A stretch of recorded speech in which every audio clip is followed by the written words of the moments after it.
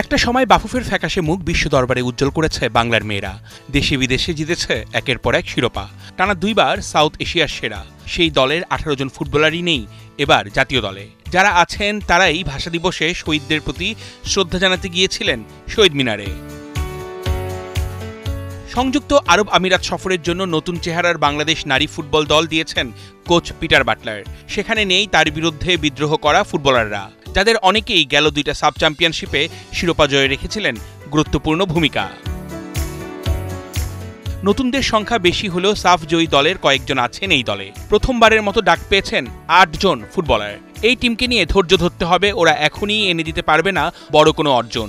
অভিজ্ঞ কয়েকজনকে নিতে হবে দায়িত্ব, তাদের ওপরেই কোচের আস্থা থাকবে বেশি। এই তরুণ দলটাকে সময় দেওয়া জরুরি, দিতে হবে ধৈর্য পরীক্ষা। তারা ভুল করতে পারে, সেই ভুল থেকেই তারা শিখবে। তাদেরকে যতটা সম্ভব খেলার সুযোগ দেওয়ার চেষ্টা করাটাই এই মুহূর্তে বাটলারের লক্ষ্য। ফিফা ফ্রেন্ডলি ম্যাচে প্রতিপক্ষ আরব আমিরাত র্যাঙ্কিংয়ে এগিয়ে। ওদের সাথে টেকনিক, ট্যাকটিক্স, বন্ডিং আর স্টেমিনা সবখানেই পিছিয়ে থাকবে এই নতুন দলটা। মনোভাব ও দায়বদ্ধতার গুরুত্বের উপর জোর দিয়ে ভাঙতে হবে বাধার দেয়াল।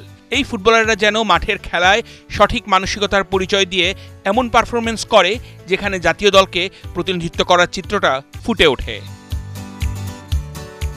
দেশের ফুটবলের দুর্দিনে নারী ফুটবলাররাই ছিল ফুটবল সমর্থকদের বড় ভরসা। ওদের অর্জনে গর্বিত হয়েছে গোটা বাংলা। হোক নতুন দল, প্রত্যাশা থাকবে ওরা লিখবে বিজয়ের নিত্য নতুন গল্প।